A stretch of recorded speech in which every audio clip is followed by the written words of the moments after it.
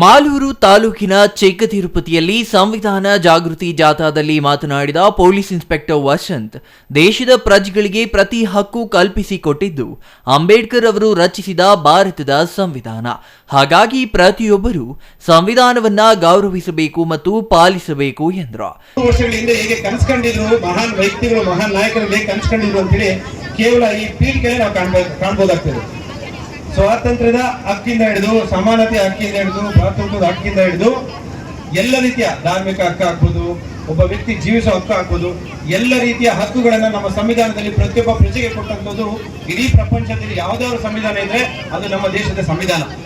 ಇಡೀ ಬೃಹತ್ ಸಂವಿಧಾನವನ್ನು ನೋಡಿ, ನಮ್ಮ ದೇಶದ ಸಂವಿಧಾನವನ್ನ ಕೇವಲ ಯಾವುದೋ ಒಂದು ಕಾಟಾಚಾರಕ್ಕೆ ಮಾಡಿದಂಥದ್ದಲ್ಲ.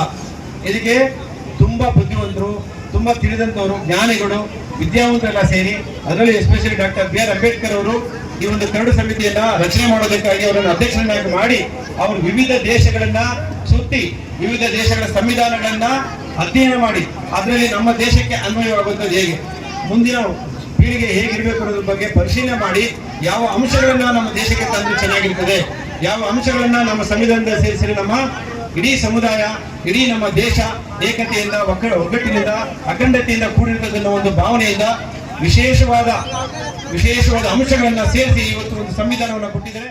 ಜಾಥಾದಲ್ಲಿ ಡೊಳ್ಳು ಕುಣಿತ, ಶಾಲಾ ವಿದ್ಯಾರ್ಥಿಗಳಿಂದ ಜೈಕಾರ ಕೂಗಿ ಮೆರವಣಿಗೆ ನಡೆಸಲಾಯಿತು. ಇನ್ನು ವೇದಿಕೆ ಕಾರ್ಯಕ್ರಮದಲ್ಲಿ ಸಂವಿಧಾನ ಪೀಠಿಕೆ ಓದಿ ಪ್ರತಿಜ್ಞಾವಿಧಿ ಬೋಧಿಸಲಾಯಿತು. ಶಾಲಾ ಮಕ್ಕಳಿಂದ ವಿವಿಧ ರೀತಿಯ ಸಾಂಸ್ಕೃತಿಕ ಕಾರ್ಯಕ್ರಮಗಳು ನಡೆಯಿತು. ಇನ್ನು ಈ ಸಂದರ್ಭದಲ್ಲಿ ಸಮಾಜ ಕಲ್ಯಾಣ ಇಲಾಖೆ ಸಹಾಯಕ ನಿರ್ದೇಶಕ ವಿ ಶಿವಕುಮಾರ್, ಗ್ರಾಮ ಪಂಚಾಯಿತಿ ಅಧ್ಯಕ್ಷ ರಾಮಪ್ರಸಾದ್, ಉಪಾಧ್ಯಕ್ಷೆ ಪದ್ಮಾ, ಪಿಡಿಒ ಎ ಹರೀಂದ್ರ ಗೋಪಾಲ್, ಕಾರ್ಯದರ್ಶಿ ನಾಗರಾಜ್, ಗಾಯತ್ರಿ ಇನ್ನೂ ಹಲವರು ಹಾಜರಿದ್ದರು. MP Prakash, CTV news, Malur.